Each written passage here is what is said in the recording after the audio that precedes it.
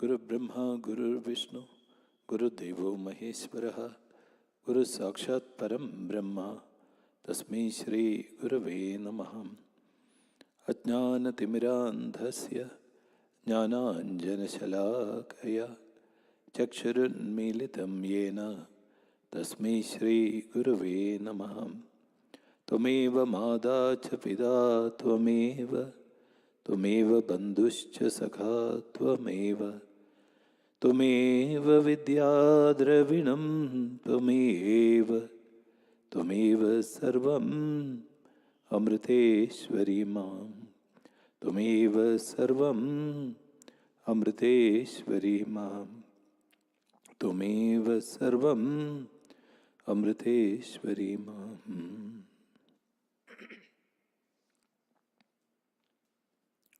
Om Amriteshwari Namah. We'll begin with a short meditation. Kindly sit straight and make sure your vertebral column, spinal column is erect, because it will help you with the flow of the energy as well as to cut off the lethargy.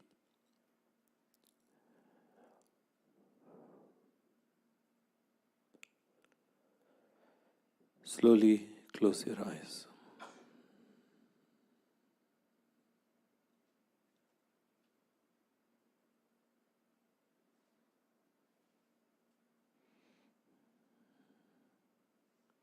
Try to focus your awareness on your breathing. Breathing normally, but with full awareness of each and every inhalation and exhalation that occurs through your body. Let's try to watch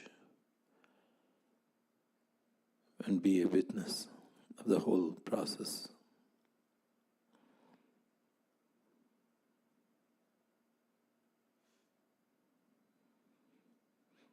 And as you watch the breath, also feel the relaxation that comes along with it.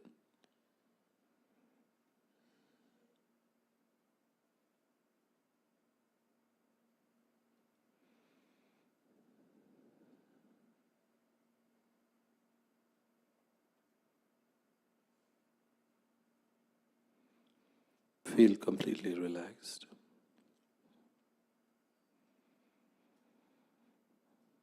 Now we'll chant Om 3 times.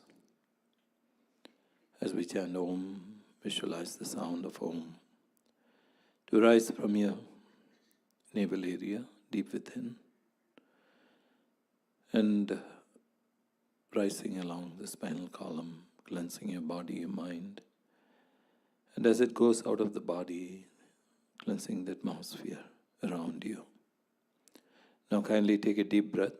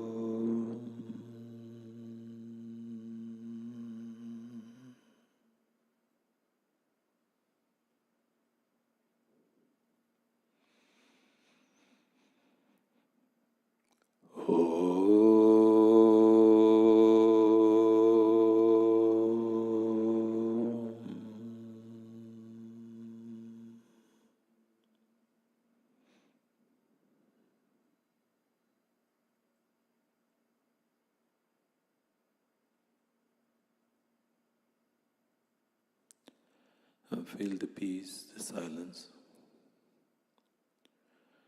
and the reverberation of Om in each and every part of your body.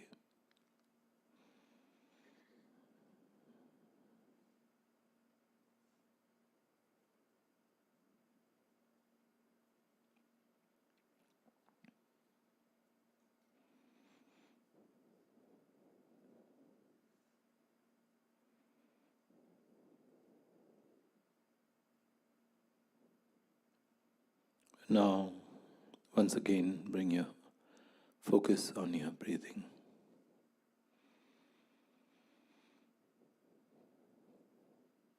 Again, slowly and with full awareness.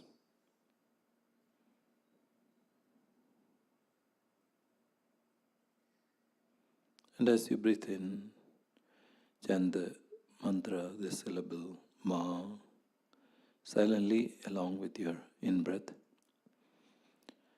And as you breathe out, chant Om. Ma when you breathe in, and Om when you breathe out.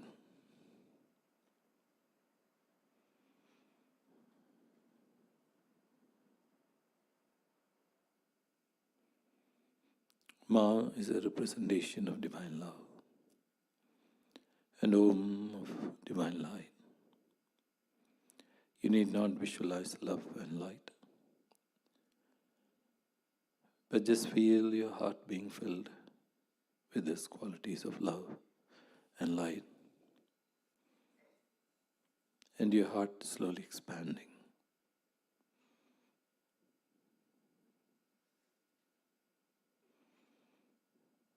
Continue for some time, please.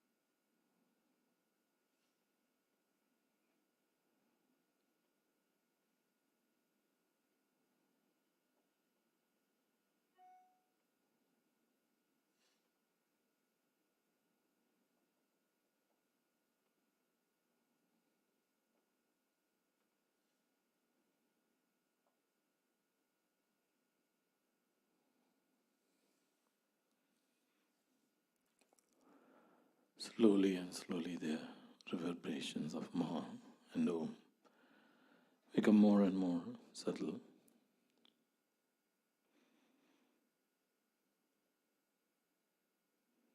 And just feel the vibrations of Ma and Om rather than the physical sound. And as it becomes more and more subtler, it becomes more stronger, penetrating your heart.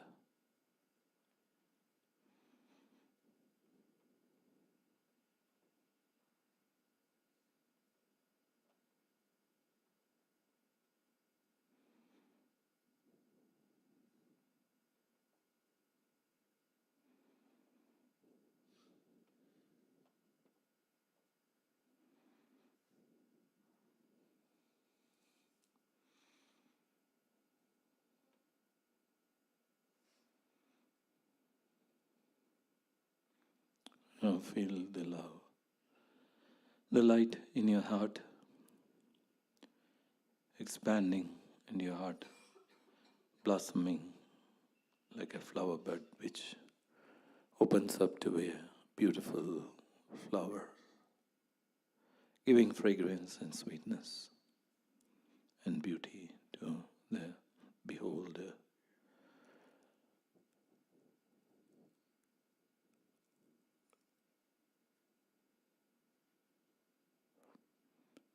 Feel the peace, the silence, the contentment, and the bliss.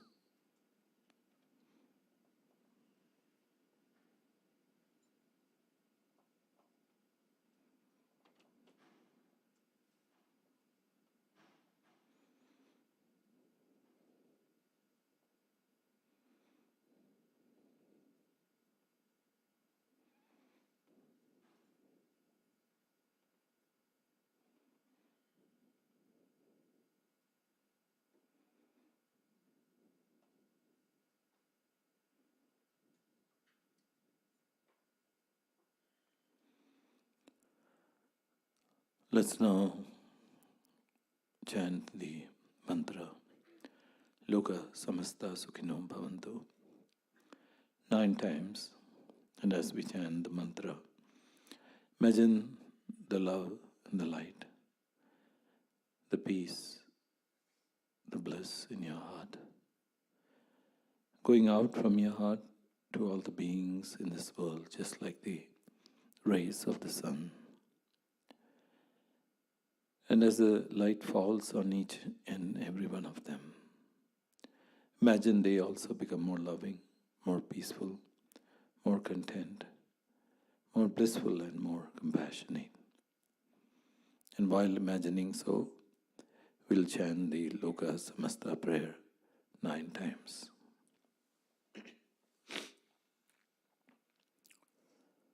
Om Loka Samasta Sukhino Bhavantu Loka Samasta Sukhino Bhavantu Loka Samasta Sukhino Bhavantu Loka Samasta Sukhino Bhavantu Loka Samasta Sukhino Bhavantu Loka Samasta Sukhino Bhavantu Loka Samasta Sukhino Bhavantu Loka Samasta Sukhino Bhavantu Loka Samasta Sukhino Bhavantu. Om Shanti Shanti Shanti. Om Shri Gurubhyo Namaha. Harihi Om.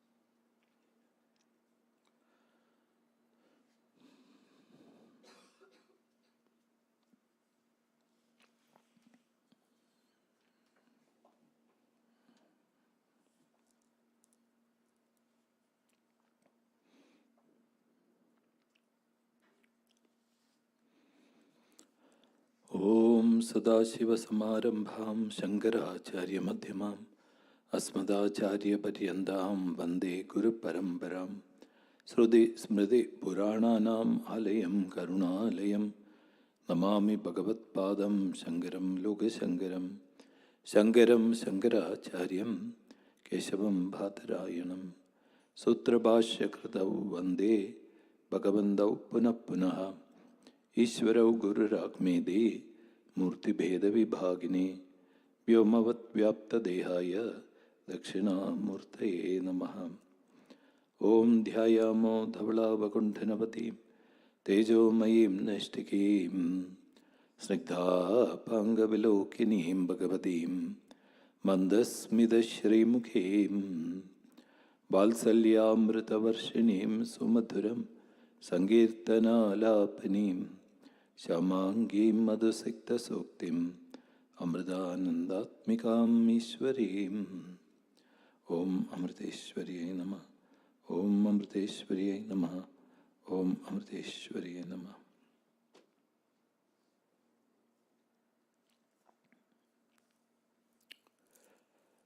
In the previous session, which we held here a couple of weeks ago, we saw that Devaki and Vasudeva was getting married, and while Devaki's brother Kamsa was taking them in a chariot, he heard the voice from above saying that the eighth child of Devaki will be his, they will put him to death. So Kamsa, at first, when he heard that, he wanted to kill Devaki there, right there itself. Then Vasudeva pleaded with him, and also promised that when he would when Devaki would deliver each child, he would bring it to Kamsa and give it to him. So when the first child came, Vasudeva went and gave the child to Kamsa. Kamsa was very happy and he gave the child back. But then, Sage Narada appeared there, and Sage Narada asked him, said it's eighth, right? They said the divine voice from above said it's eighth. So how do you count eight? You can count eight from 1, 2, 3, 4, 5, 6, 7, 8, or you can go 8, 7, 6, 5, 4, 3, 2, 1. So how do you know which child is going to kill you? So then, from that day onwards, Kamsa started killing all the children of Devaki. And the seventh child was to be born when Vasudeva heard in the divine voice that the seventh child would be none other than the serpent, and so he would be born as in the womb of Devaki. So Shesha, the serpent Shesha will be born as the seventh child in order to help and with the mission of Lord Krishna. And so he was asked that in the womb of Yashoda, who is the wife of Nanda, will be the child who is Yogamaya. And the child will be exchanged from Devaki's womb to the Yashoda's womb, and the girl, that is Yogamaya, will be transported to Devaki's womb. And at first when the child, that is Rohini's womb, it was conceived. The Yogamaya was conceived there, and at the same time, Devaki's son was also born, was conceived. And then, as the exchange was happening, at first people thought that the seventh child of Devaki had died in the womb itself and had perished. But when Yogamayas, that is transplanting the fetus from Devaki's womb into Rohini's began, people said that Devaki's pregnancy had been aborted.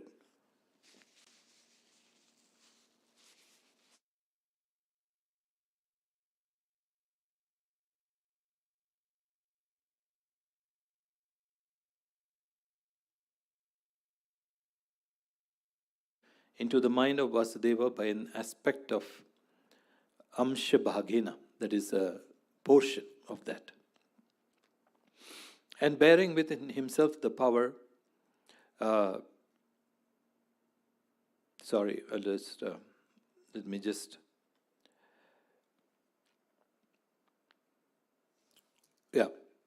transmitted by Vasudeva, the son of Surasena, Devaki Devi received into herself through the stimulation of the mind the world-redeeming aspect of the Supreme Divine, who is the all-comprehensive being present in all,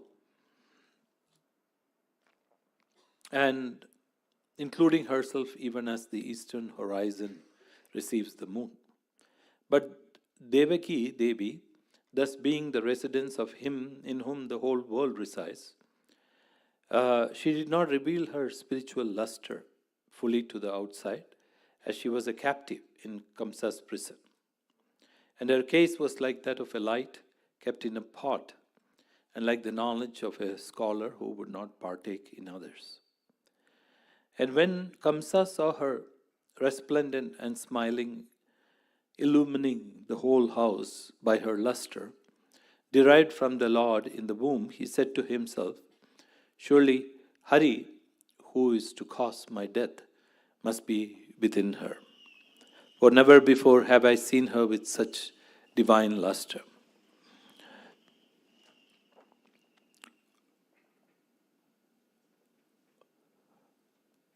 So, in between, I just wanted to also mention here that when the seventh child, that was the Maya Devi, was born, Kamsa tried to kill it, and then the Devi escaped into Akasha, that is, went into the sky, and again pronounced that his killer, the eighth child, will definitely kill Kamsa.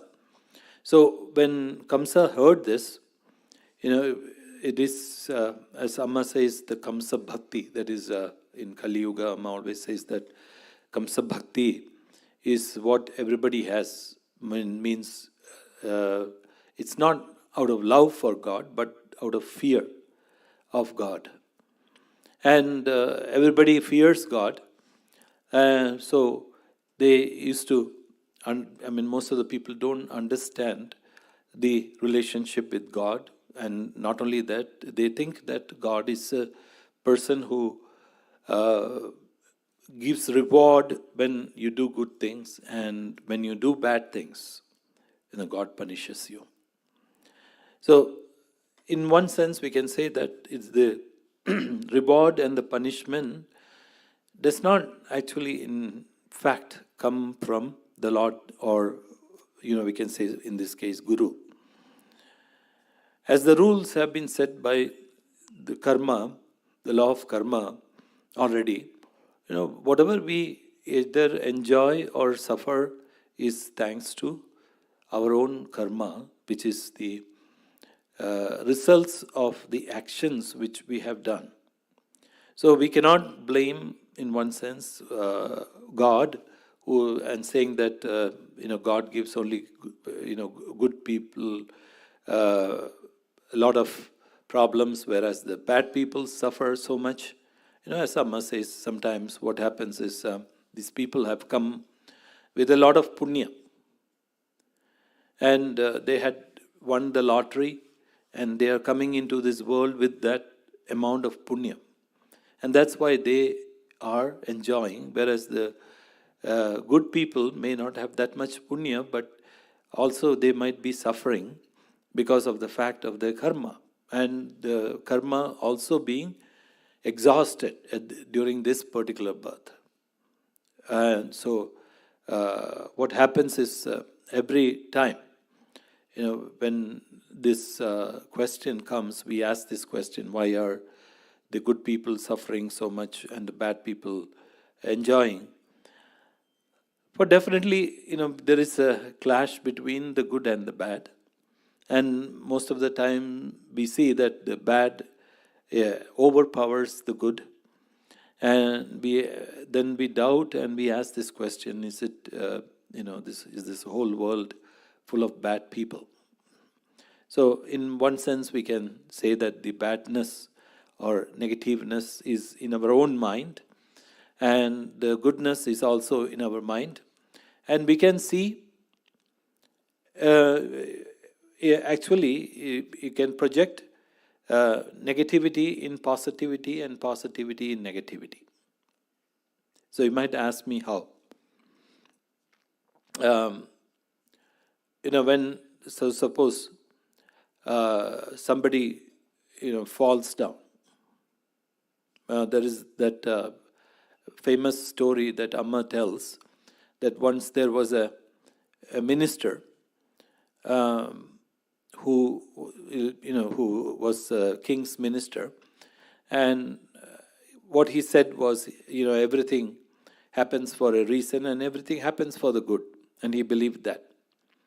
So every time anything happens, he would always say, oh, that happened for the good. And one day the king went hunting in the forest along with the minister, and they got lost. And before that, one step ahead, the king was practicing some warfare games, and he was practicing with his sword, and he cut his hands with the sword. And so when the blood started oozing out, he called the minister to apply medicine and put bandage. Then the minister looked at it and did everything, and then he said it happened for a good reason. So the king got so angry with the minister and said, look, you don't have any sympathy, you haven't any compassion, and my hand is now cut and I'm having so much pain, and you say this, it is for the good. How do you? And so he called his soldiers and asked them to put him inside the prison. A few days later, he went out for hunting and with his soldiers, and so the minister who was in the prison could not go along with the king, and so as he was going in the forest, he got lost, and finally he moved away from everybody, from his whole army, and as he was alone, he went and into a group of the forest tribals who were cannibals. And so they had a special ceremony on that day when they would do human sacrifice. So when they saw the king, they tied him up and they were about to make him the sacrificial offering.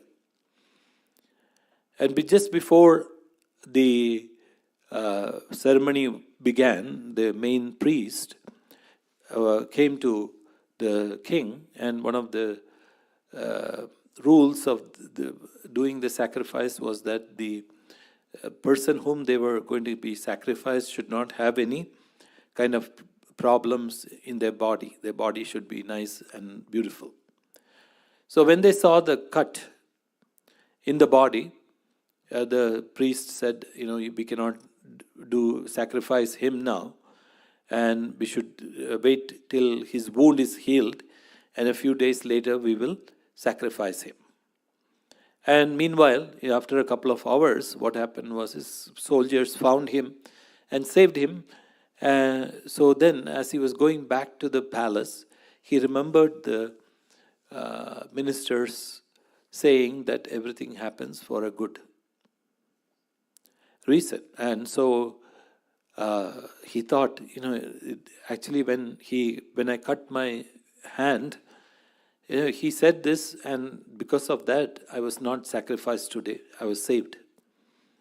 So he went back to the palace and asked that the minister should be released. And what happened was the minister came in front of the king, and as the minister came, the king said, what you said is correct. Actually, the wound in my hand saved me today. But one thing I wanted to ask you, when I sent you into the jail, into the prison, you also mentioned that was also for the good. And you just coolly went inside the prison without any reaction and saying that everything happens for a reason and everything is good. So why did you say that? So the minister said, Your Majesty, you know that I accompany you wherever you go. And if I was with you today, instead of you being sacrificed, they would have sacrificed me. So today I was also being saved by the divine providence. So coming back to that fact that where there is goodness and badness, and when we see negativity, we are projecting negativity over positivity. So we can also look at positive things and think negatively, right? Or you can do, even if it is things happen which is not conducive to our liking, we call it negative. And things which happen to our liking, our vasanas, then we say it is positive. So we can project either the positive or negative, but in reality, whatever happens is neither positive nor negative. It is the experience that which we have to go through in our lives. And these experiences is what we judge and term as either good or bad. So, the role, what I would say, the role of karma is to constantly produce these certain types of experiences through which we have to go through. And if we accept them, and if we see that these things are happening for a reason, and understand that these are not negative, these are always positive things, just like in the case of Lord Rama, when he was sent to the forest, he accepted very coolly, without any problem. And he was supposed to become the king. You can just imagine the mindset of such a person. And so, similarly, in any situation, whatever happens, an immediate reaction is, oh, it's so bad. It's terribly bad. But later on, we realize that this bad thing was what helped us to change our reactions and our actions, and through which we have moved forward. So in life, as we see, when we utilize these negative experiences into and turn them into positive results, then definitely that's when spirituality comes into play. And we can say that a spiritual person will always accept all the experiences that they go through and make it into a positive experience. It's like the stockbrokers in New York Exchange or any other exchange. A good stockbroker, whether the price of the stock goes up or comes down, they will make money. When it comes down, they will short it. They will make money, and when it goes up, they also sell it and make money. So it's a sadhak, a practitioner, spiritual practitioner, should be like that. So in which case we are saying that, here, when we see that in the case of Devaki and Vasudeva, they accepted most of the negative experiences, and they were just in the prison waiting for the advent of the Lord. So, whereas that is, as far as a spiritual seeker is concerned, whereas I was talking about Kamsa, as Amma says, Kamsa was so afraid that every moment he was thinking of Lord Krishna only, that Lord Krishna is going to come and kill him. So, as Amma would say, that when a wind comes or something happened, a loud thud or noise would happen, he would think that it is Lord Krishna coming to kill him. So, in Kali Yuga, that's what Amma was saying, Kali Yuga, most of the people have Kamsa Bhakti, which means that nothing bad should happen to them. It's something always good should always happen to them. So if anything bad happens, then they will immediately run to the temple and say, oh, Lord Ganesha, I am offering you like 100 coconuts. Let this go away. Or do some pujas and, take out the bad things. Or you just blame it on somebody saying, oh, they did black magic on me. That's why this is happening. So you never look into yourself. So that's why one of the reasons why, as a spiritual seeker, when anything negative or bad happens, instead of blaming others, instead of looking outside, always turn within and understand that, why this is happening, and there is a reason behind it is happening, and also understand that it is always happening for the good, and accept it. So if you understand that it is for the good, for our own good, then we will be able to accept it in a much better fashion. So here, when Kamsa saw that Devaki was illumining the whole house by her luster, derived from the Lord in her womb, he said to himself, surely Hari, who's to cause my death, must be within her.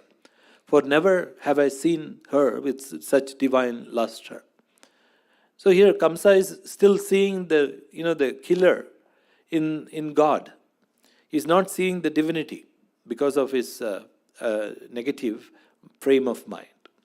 So what shall I do in this predicament now? For Hari, who is coming to help the Devas, will surely accomplish his purpose.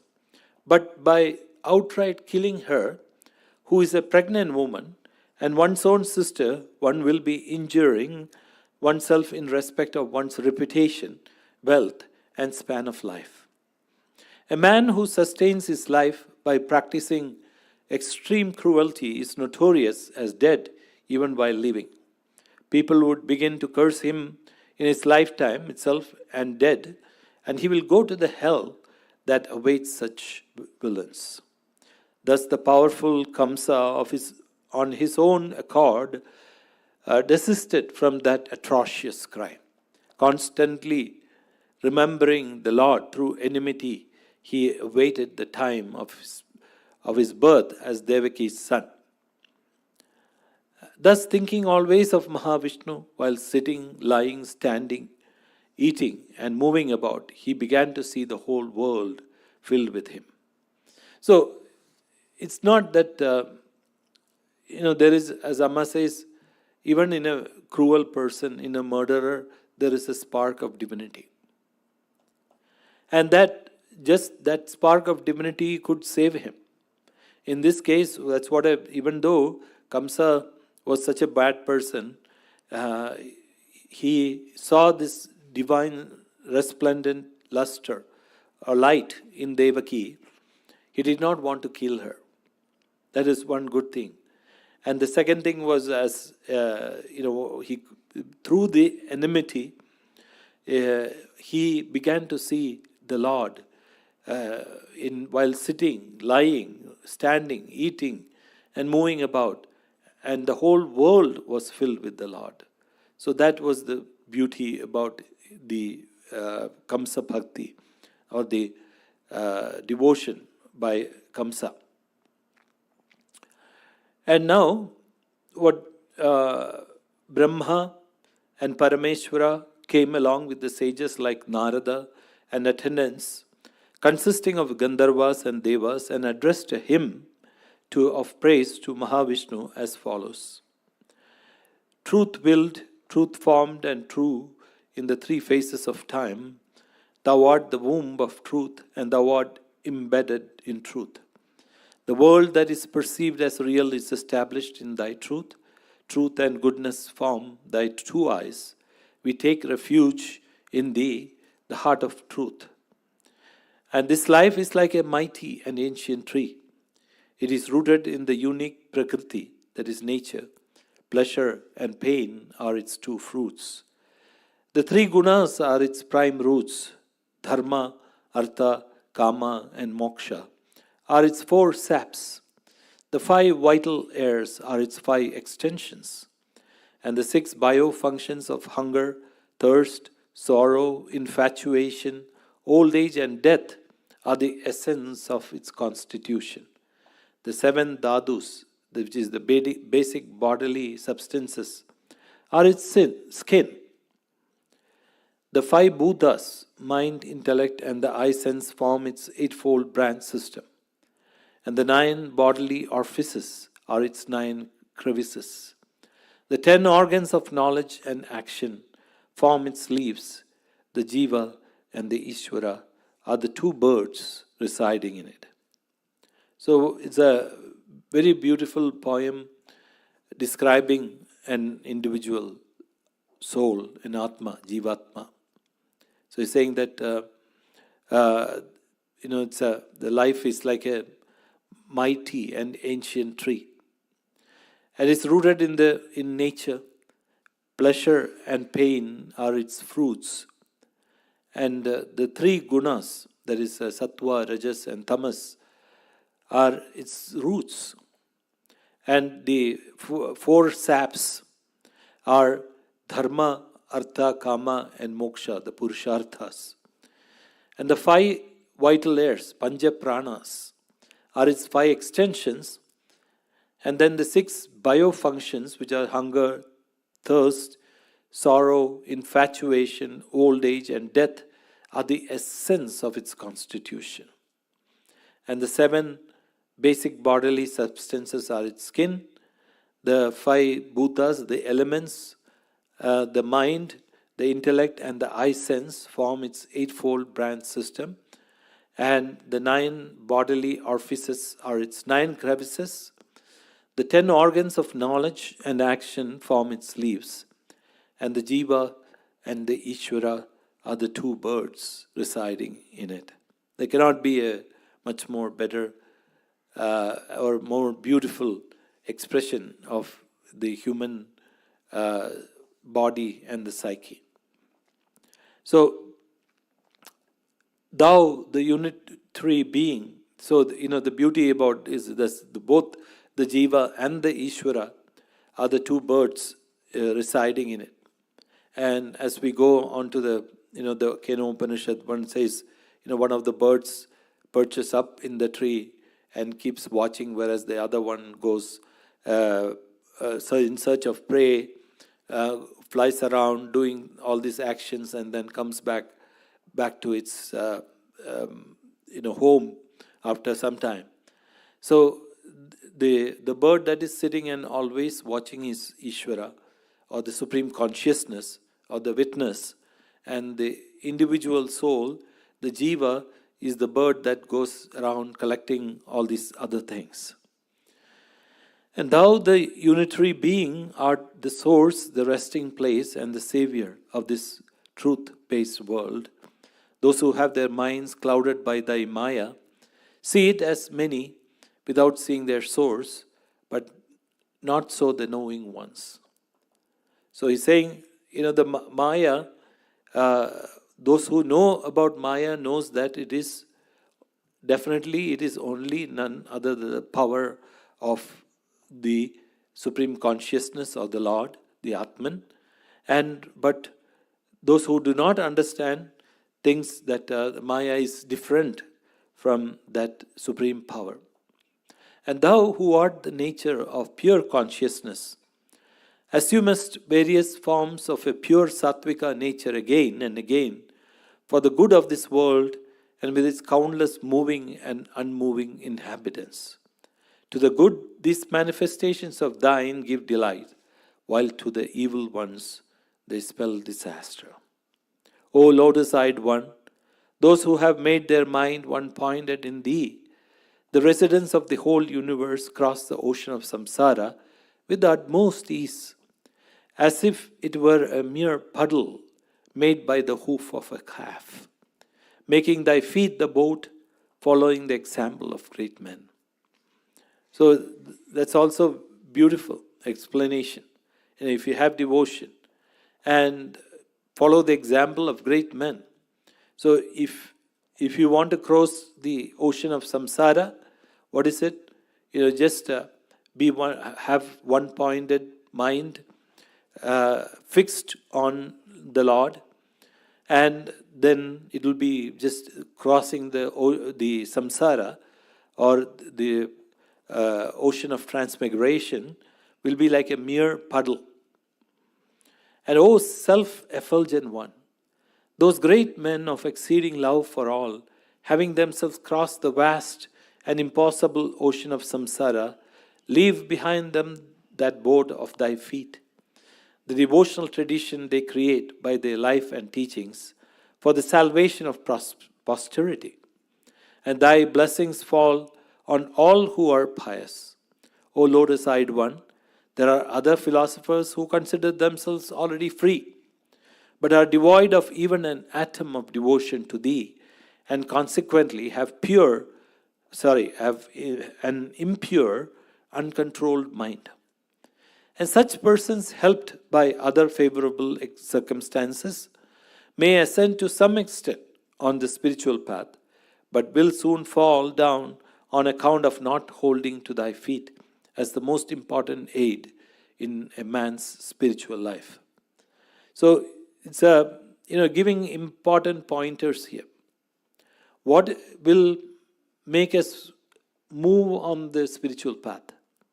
So he's saying that there are so many philosophers who talk about all these things. And they can talk and they can give nice lectures about these things, but he's saying that, because the lack of devotion, lack of bhakti, they have an impure and uncontrolled mind. Amma always talks about such people who talk about Vedanta all the time. And Amma says, they keep talking about Vedanta, saying that they are not the body, they are not the mind, they are not the intellect, and all these things, but they want the breakfast exactly at 9 o'clock in the morning. And if they don't get breakfast, then they'll get angry. Or if they don't get lunch at a particular time, they get angry. But, there is a beautiful explanation about a true Vedantin by Swami Ramatirtha. He came to the US after Swami Vivekananda. He was here. And he always talked about Vedanta. But when he was asked who is a true Vedantin, he said, a true Vedantin is one who keeps talking about Vedanta the whole day, and when he goes back at night, he will keep on crying. And crying for the Lord. And he said, he just did not merely say that. People said that when they used to go in the morning to make his bed, they would see that his pillow was drenched in tears. Completely drenched in tears. So that's why he says that, talking is not enough about these things. Devotion. Devotion is what is holding on to thy feet. In this case, the Guru's feet is the most important aid in man's spiritual life. Of course, when we talk about this, we can say God's feet. But where is God's feet? No, we don't see that. But we have the God's feet manifested in the physical form right in front of us, which is the Guru's feet, Amma's feet. So it doesn't mean that you have to go and grab Amma's feet. But just understand that, that our love for Amma is truly that bhakti, that devotion, that which aids us to maintain our spiritual life, without which we will go astray. And O Madhava, a fall of that type from the path of spiritual progress never happens to those who have tied themselves to thee with the bond of love. So that's the beauty. So he's saying, that bond of love will help them to be bound on the spiritual path, no matter. Amma says the example of the young kids, right, who were with Amma while they were kids, and while they developed that bond with Amma, and when they become young adults, they used to go out into the world, enjoy all the pleasures of the world, and after some time they will come back. Why? Because of that bond of love with Amma. And protected by thee, even what will otherwise be obstacles, do bend their heads down for them to walk over towards their spiritual goal. So when Amma or the Guru is protecting, none of the obstacles will prevent you from reaching the goal. That's what he's saying. And in thy role as the protector of the world, thou assumest a pure form of Shuddha Sattva, which is both as the deity and as the incarnate, which makes it possible for the spiritual seekers to worship the Supreme Being and thus advance towards the spiritual goal.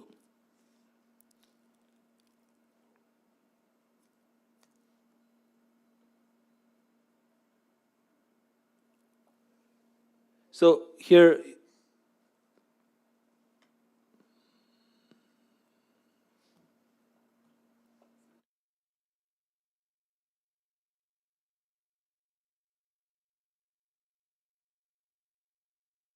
so he's saying that to protect the world and protect the devotees, you assume, that is, the Lord assumes the form of pure Shuddha Sattva, which is both as the deity and as the incarnate. So when such an incarnation comes, you can consider them both as a deity as well as the Lord or the Supreme Being in a physical form.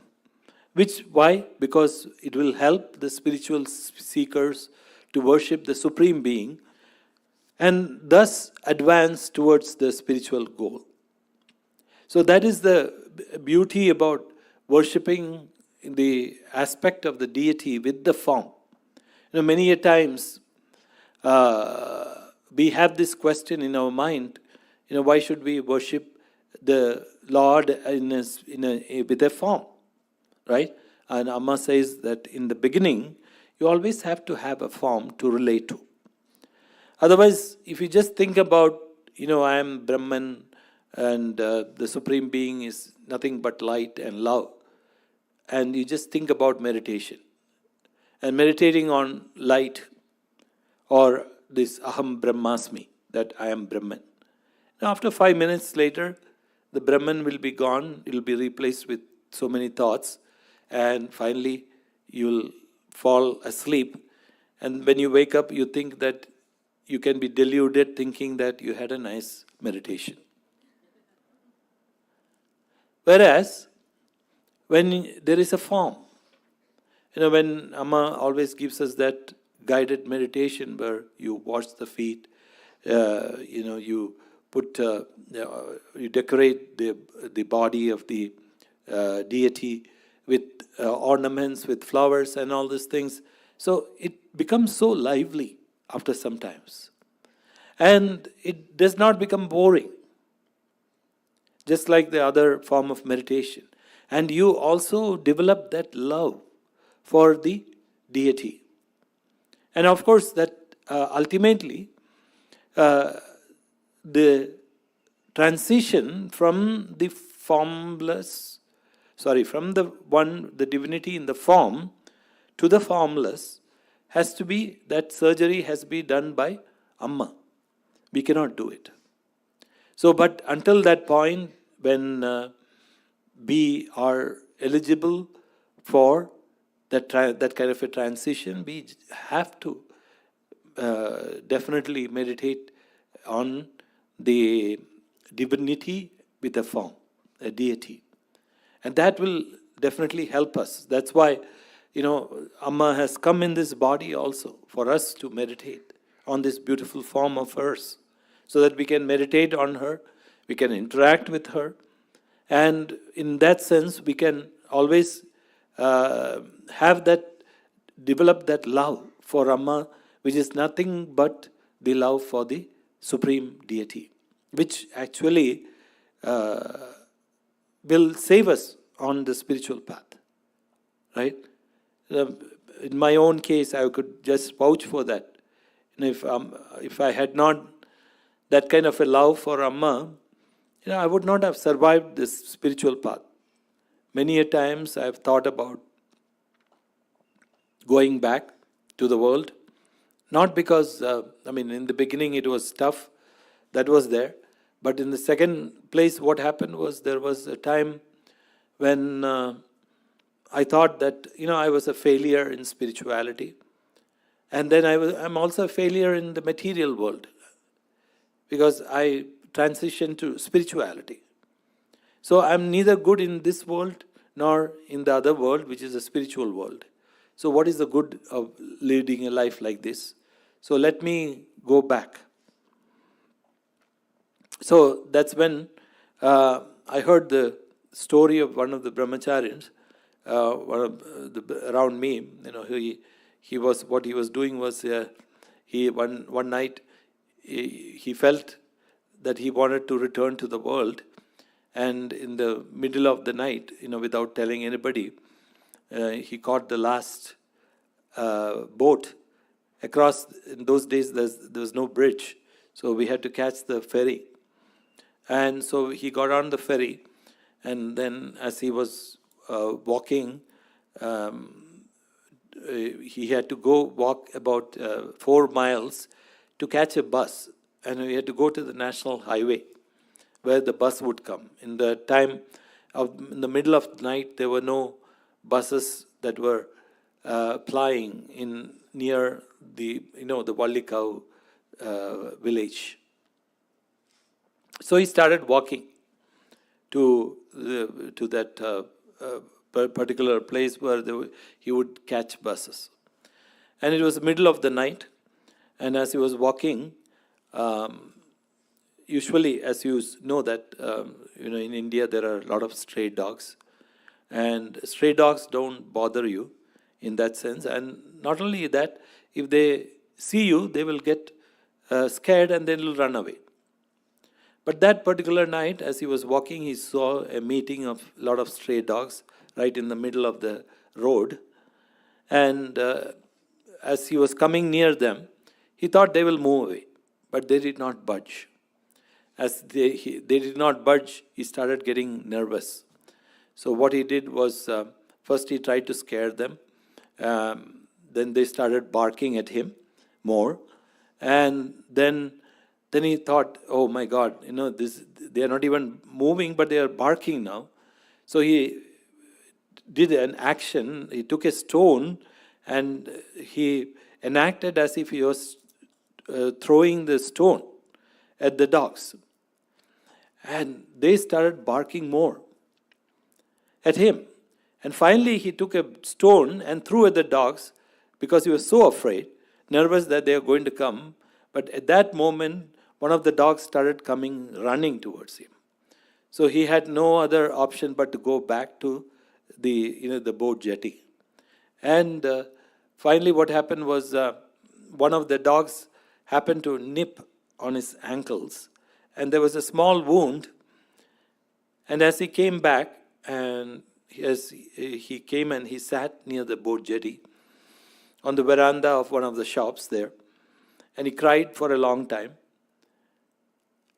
And then started thinking, if I go back to the world, this is what I'm going to get.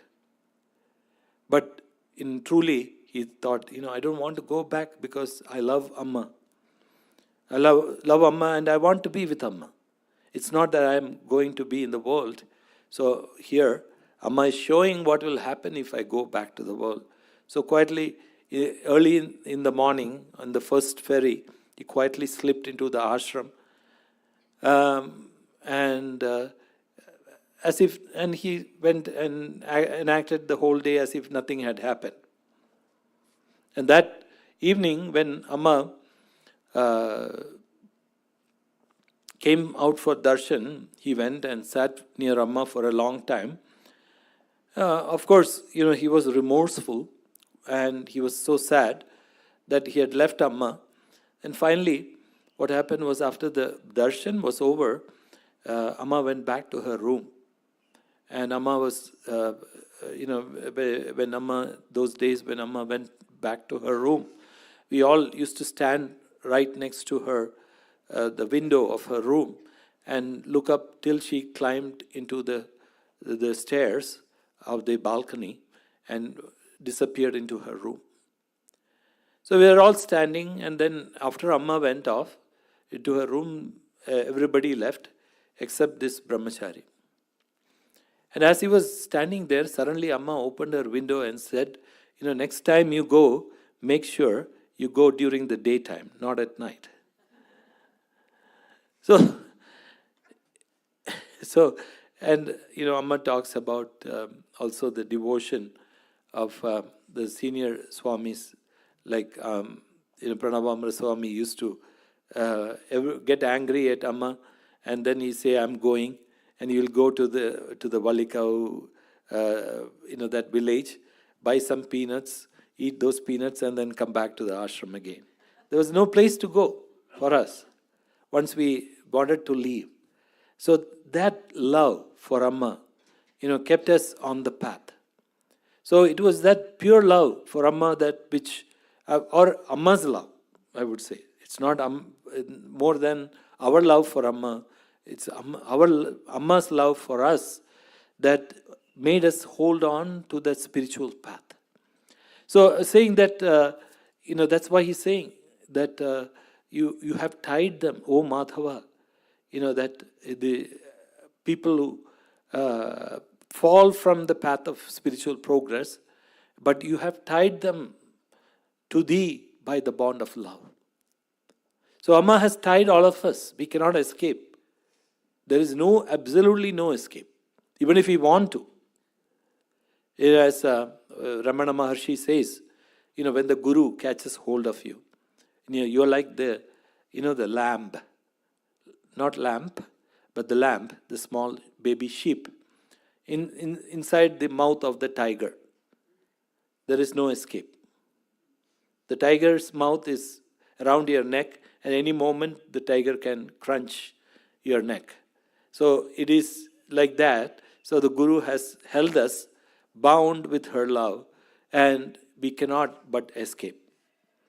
So she says that in thy role as the protector of the world, thou assumest a form of pure Shuddha Sattva, that is what he said, both as the deity, as the incarnate, and that's how the spiritual seekers can worship the Supreme Being and thus advance to the spiritual goal.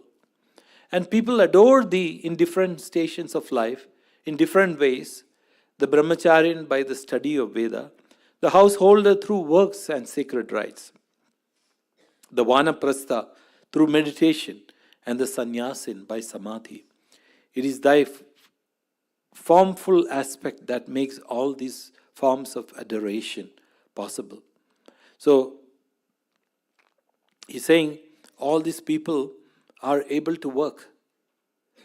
Different, like the brahmacharis who study Vedanta, the householder who works and also does seva, the vanaprastha who does meditation, and the sannyasin by samadhi, they are all worshipping you.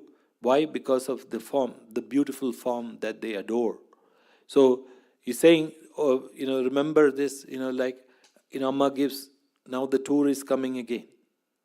Amma is giving it another opportunity to do seva for her. Without that form, would we have been doing seva? We would have been eating, sleeping, and I don't know what all we would have been doing. But at the same time, when Amma is here, we forget everything. And we forget everything, we just are immersed in her seva.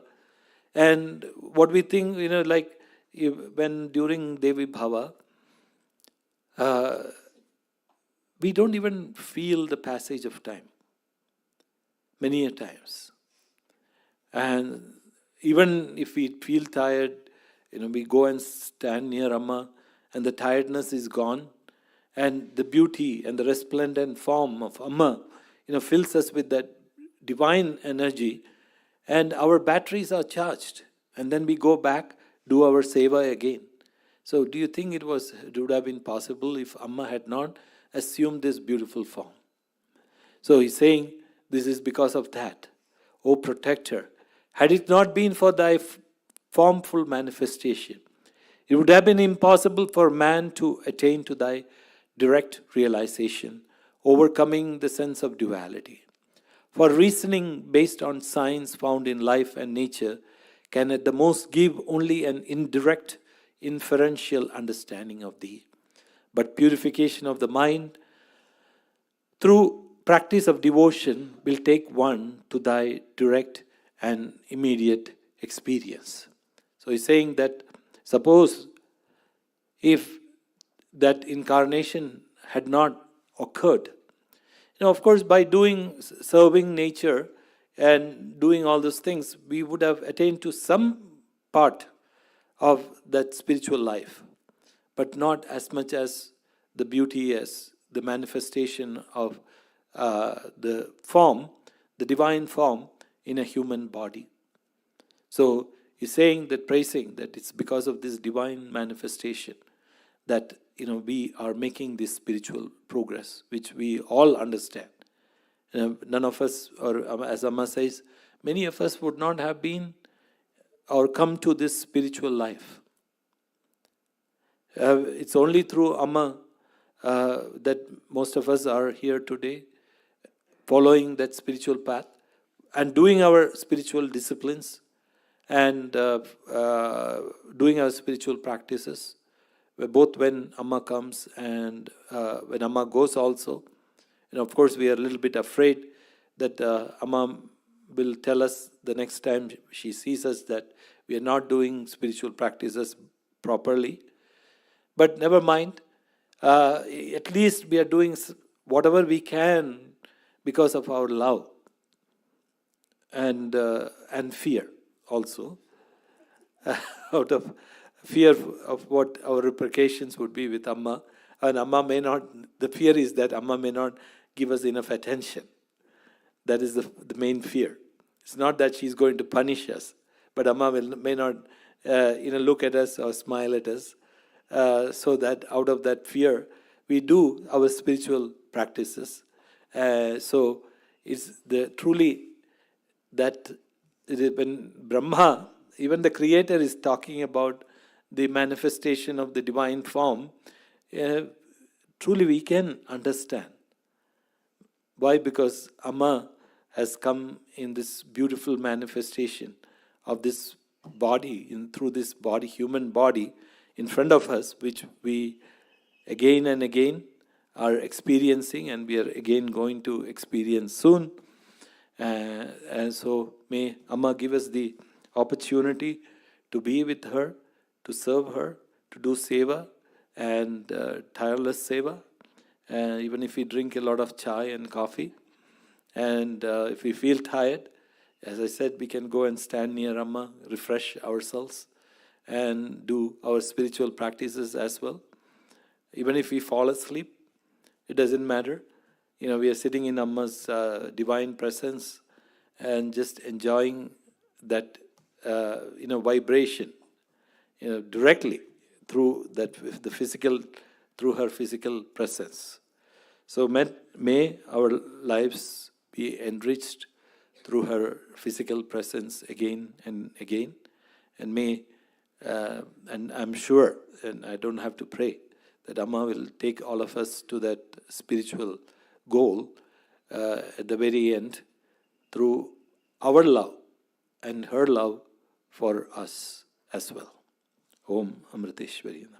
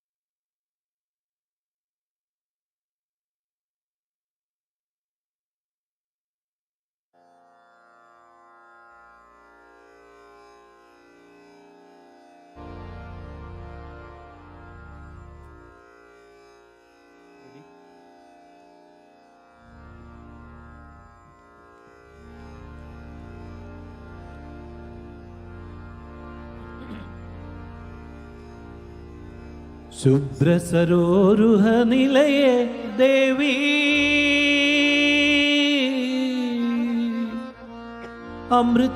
Amritanandamayi जय माँ वीणा पुस्तकधारी सरस्वती अमृतानंदमयी ओ माता अमृतानंदमयी जय माँ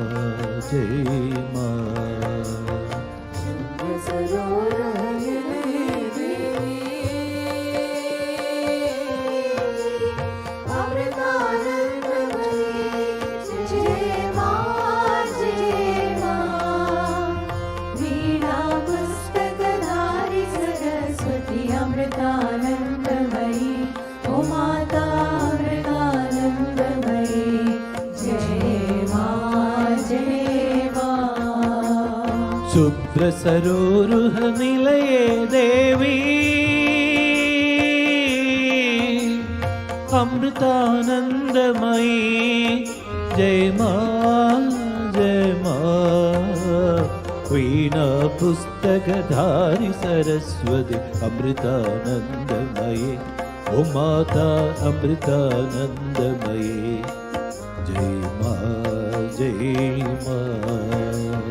शुभ्र सरोरुह निलये देवी अमृतानंदमयी जय माँ वीणा पुस्तकधारी सरस्वती अमृतानंदमयी ओ माता अमृतानंदमयी जय माँ सकल कलामयी सरसिज नयने अमृतानंदमयी श्वेतांबरधर सुंदर रूपे अमृतानंदमयी ओ माता अमृतानंदमयी जय माँ सकल कलामयी सरसिज नयने अमृतानंदमयी श्वेतांबरधर सुंदर रूपे अमृतानंदमयी ओ माता अमृतानंदमयी जय माँ गान विलोले नाद शरीरे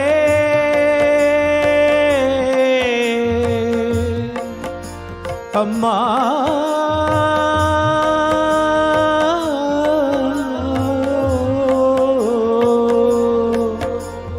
गान विलोले नाद शरीरे अमृतानंदमयी काव्यालाप विनोदिनी जननी अमृतानंदमयी ओ माता अमृतानंदमयी जय माँ गान विलोले नाद शरीरे अमृतानंदमयी ओ माता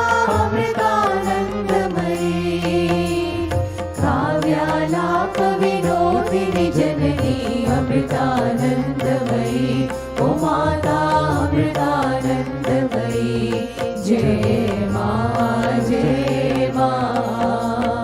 विद्यादायिनी विश्वविमोहिनी अमृतानंदमयी विजयवर प्रद करुणावाहिनी अमृतानंदमयी ओ माता अमृतानंदमयी जय माँ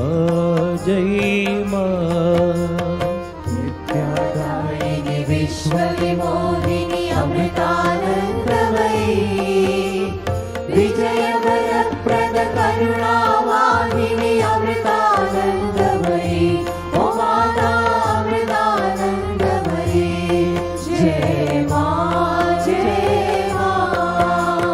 विधि शिव विनुदे शाश्वत सुखदे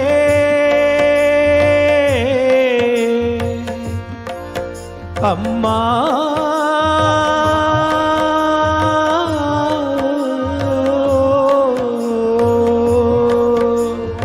विधि शिव विनुदे शाश्वत सुखदे अमृतानंदमयी श्यामलवर्णे शारदमादे अमृतानन्दमये ओ माता अमृतानन्दमये जय माँ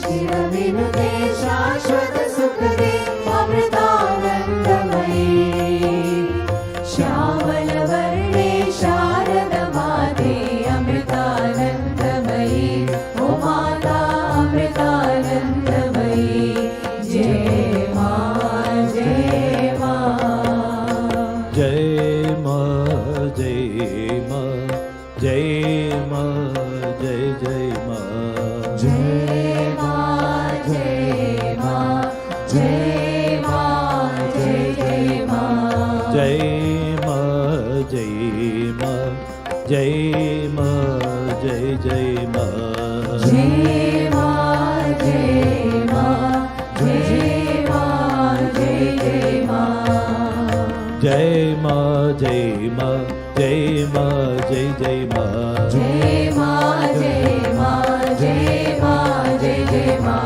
जय माँ जय माँ जय माँ जय जय माँ जय माँ जय माँ जय माँ जय जय माँ जय माँ जय माँ जय माँ जय जय माँ जय माँ जय माँ जय माँ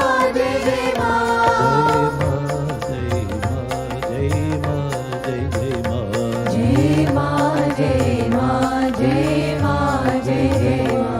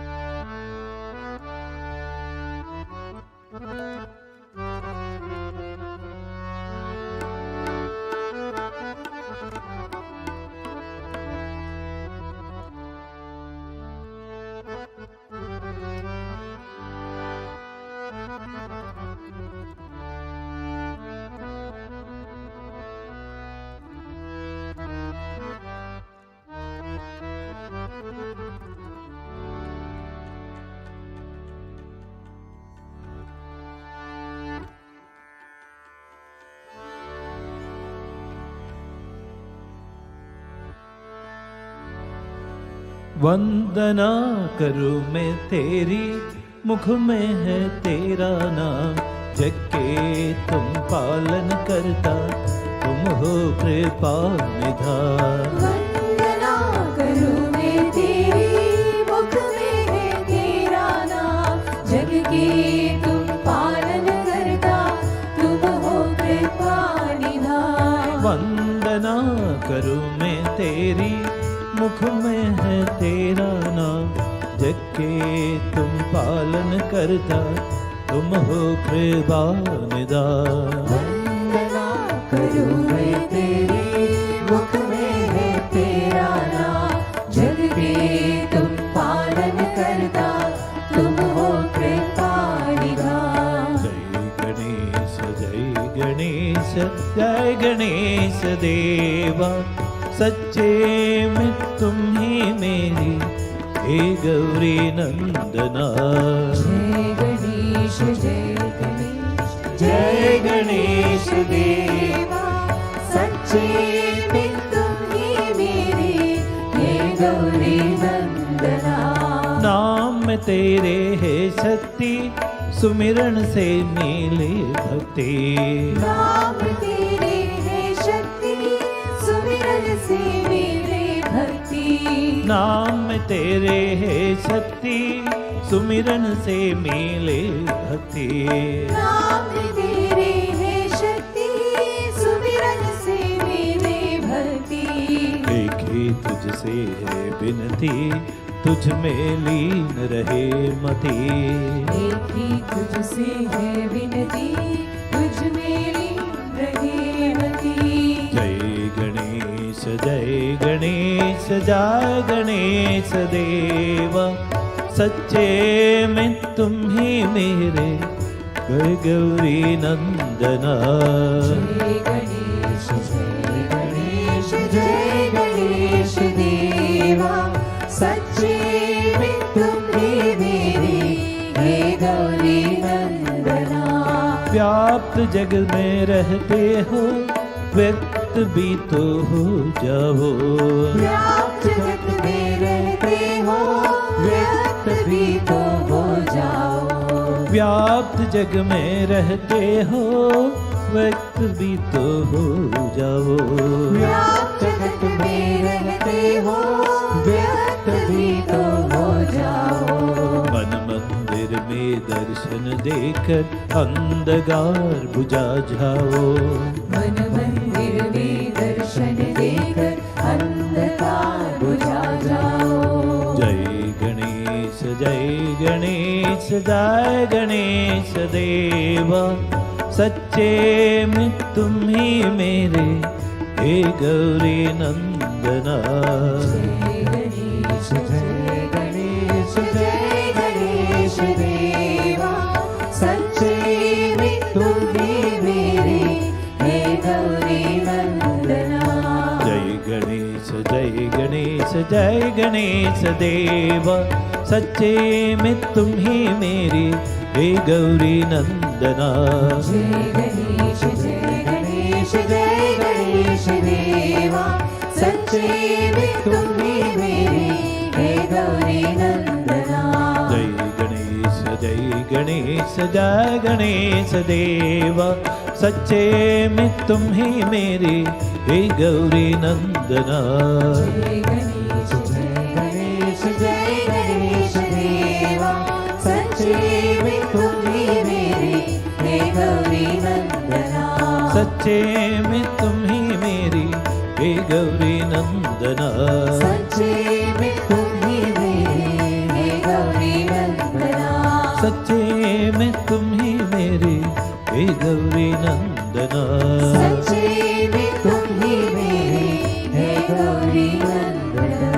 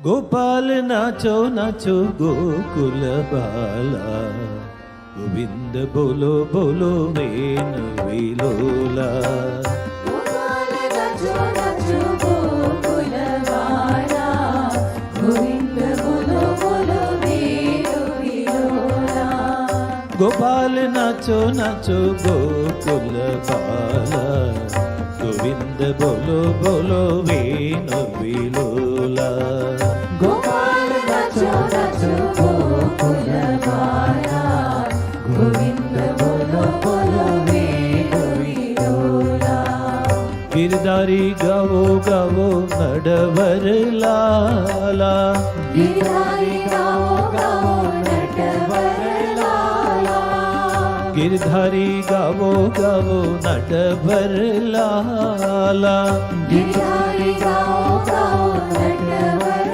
लाला वनमाली धिमी धिमी रास विलोला वनमाली धीमी धीमी रास विलोला वनमाली धिमी धिमी रास विलोला वनमाली धीमी धीमी रास विलोला वनमाली धिमी धिमी रास विलोला वनमाली धिमी धिमी रास विलोला गोपाल नाचो नाचो गोकुल बाला गोविंद बोलो बोलो वेन विलोला गोपाल नाचो नाचो गोकुल बाला गोविंद बोलो बोलो वेन विलोला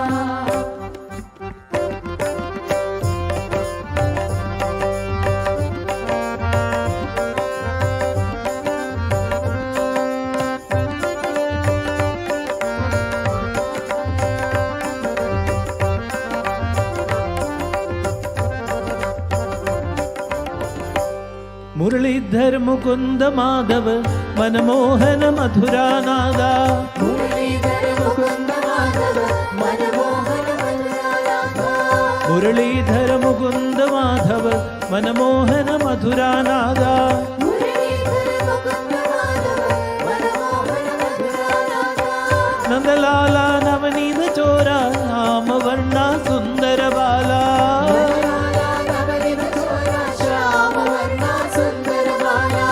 नंदलाला नवनीत चोरा श्याम वर्णा सुंदर बाला नंदलाला नवनीत चोरा श्याम वर्णा सुंदर बाला नंदलाला नवनीत चोरा श्याम वर्णा सुंदर बाला नंदलाला नवनीत चोरा श्याम वर्णा सुंदर बाला गोपाल नाचो नाचो गोकुल बाला गोविंद बोलो बोलो वेन विलोला गोपाल नाचो नाचो गोकुल बाला गोविंद बोलो बोलो वेन विलोला मधुसूदन गीता नायक श्री राधा वल्लभ कृष्ण मधुसूदन गीता नायक श्री राधा वल्लभ कृष्ण मधुसूदन गीता नायक श्री राधा वल्लभ कृष्ण मधुसूदन गीता नायक श्री राधा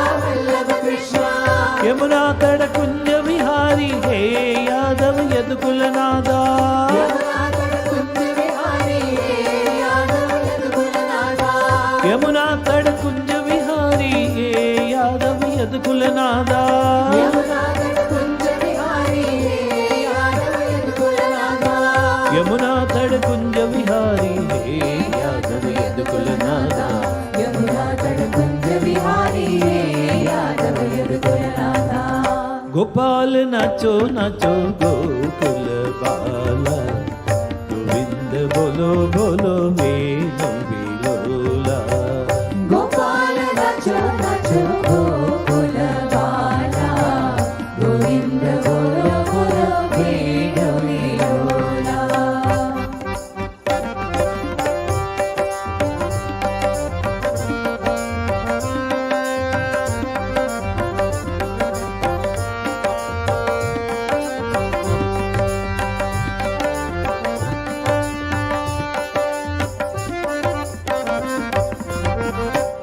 नारायण नरहरि रूपा वसुदेवा नरजन बाला नारायण नरहरि रूपा वसुदेवा नरजन बाला नारायण नरहरि रूपा वसुदेवा नरजन बाला नारायण नरहरि रूपा वसुदेवा नरजन बाला श्री कृष्ण श्री हरि कृष्ण गोपी जन हृदय विहारा श्री कृष्ण श्री हरि कृष्ण गोपी जन हृदय विहारा श्री कृष्ण श्री हरि कृष्ण गोपी जन हृदय विहारा श्री कृष्ण श्री हरि कृष्ण गोपी जन हृदय विहारा श्री कृष्ण श्री हरि कृष्ण गोपी जन हृदय विहारा श्री कृष्ण श्री हरि कृष्ण गोपी जन हृदय विहारा गोपाल नाचो नाचो गोकुल बाला गोविंद बोलो बोलो वेणु विलोला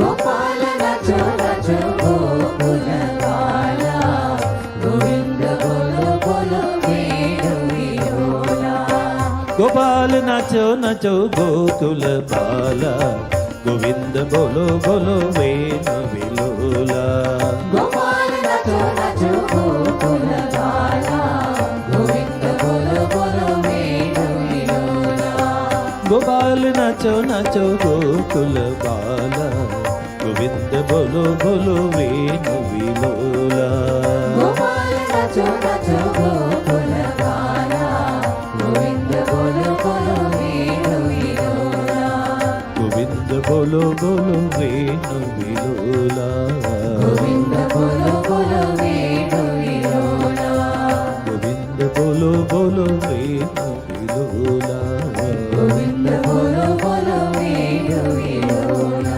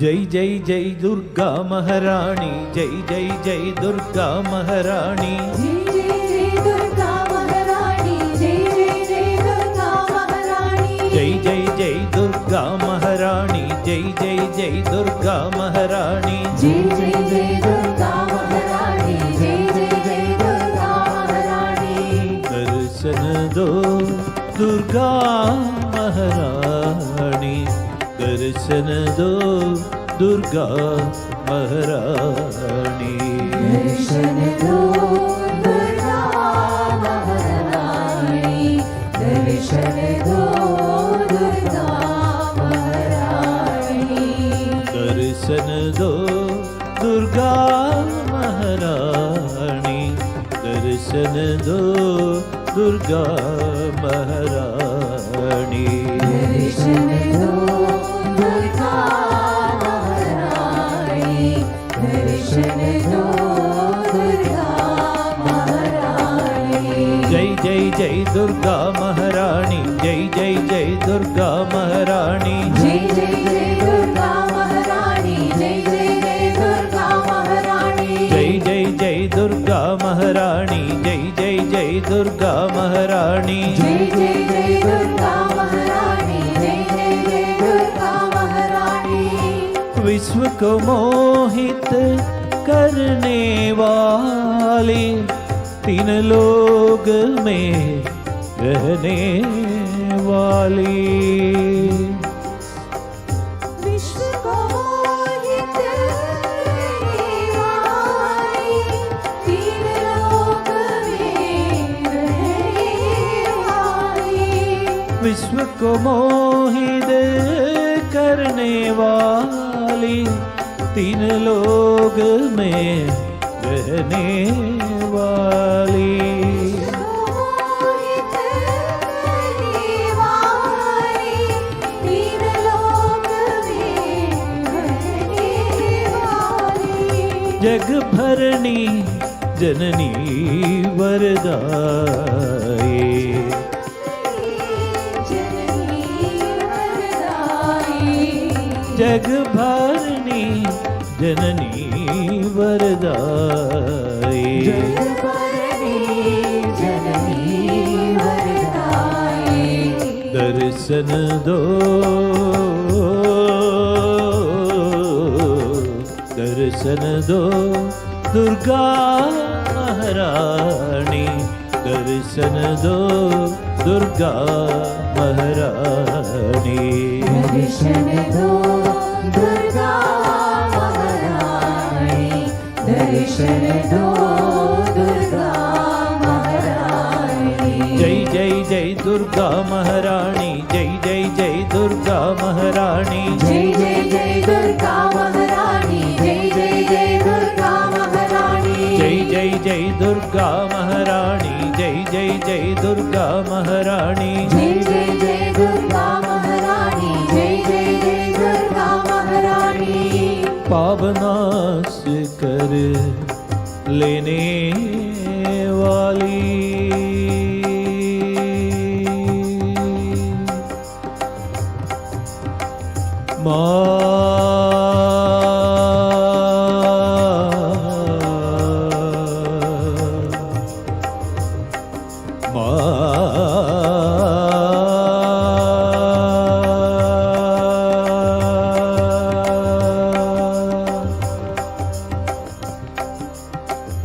पावनाश कर लेने वाली, भय दुख सब हर लेने वाली। पावनाश कर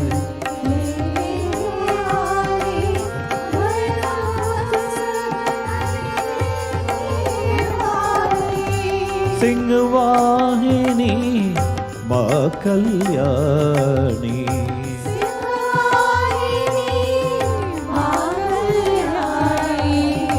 सिंहवाहिनी माँ कल्याणी।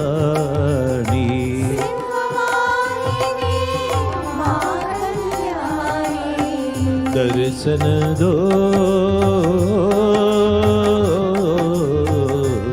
दर्शन दो दुर्गा महारानी, दर्शन दो दुर्गा महारानी। दर्शन दो दुर्गा महारानी, दर्शन दो दुर्गा महारानी। जय जय जय दुर्गा महारानी, जय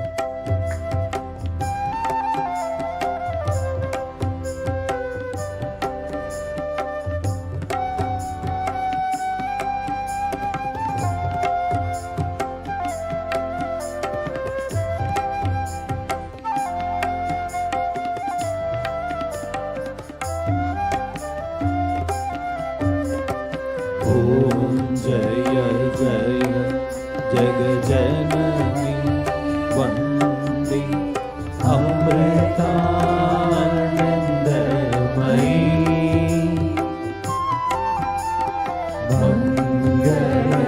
मंगलहारति मातः भवानी अमृतानन्दमयी माता अमृतानन्दमयी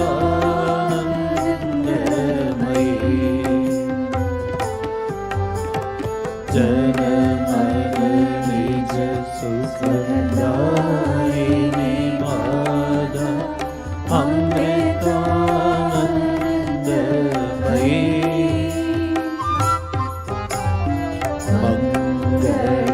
मंगलकारिणी वन्दे जननी अमृतानन्दमयी माता अमृतानन्दमयी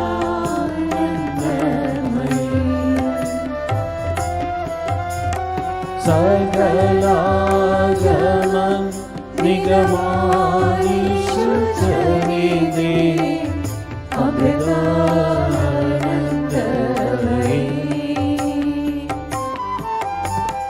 निखिलमयहर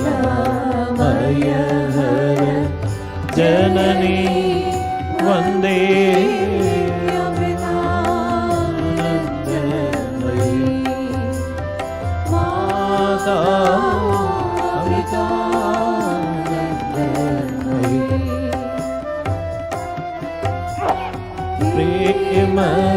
प्रेमरसामृत वर्षिणी माता अमृतानन्दमयी प्रेम भक्ति संदायिनी माता अमृतानन्दमयी माता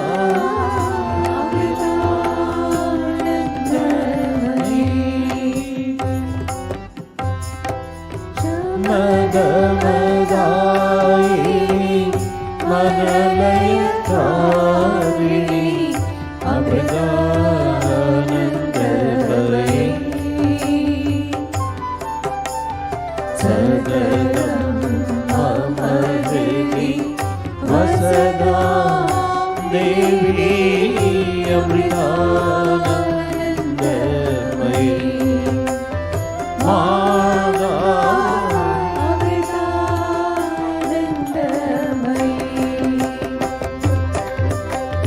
पतितोद्धार निरंतर हृदये अमृतानन्दमयी परमहंस पद निलये देवी अमृतानन्दमयी माता अमृतानन्दमयी ते जननी जनि मरण निवारिणी अमृतानन्दमयी हे श्रित जन परिपालिनी जयदा अमृतानन्दमयी माता अमृतानन्दमयी सुरजन पूजित जय जगदम्बा अमृतानन्दमयी सहज समाधि सुधन्ये देवी अमृतानन्दमयी माता अमृतानन्दमयी माता अमृतानन्दमयी माता अमृतानन्दमयी जय जय जगजननी वन्दे अमृतानन्दमयी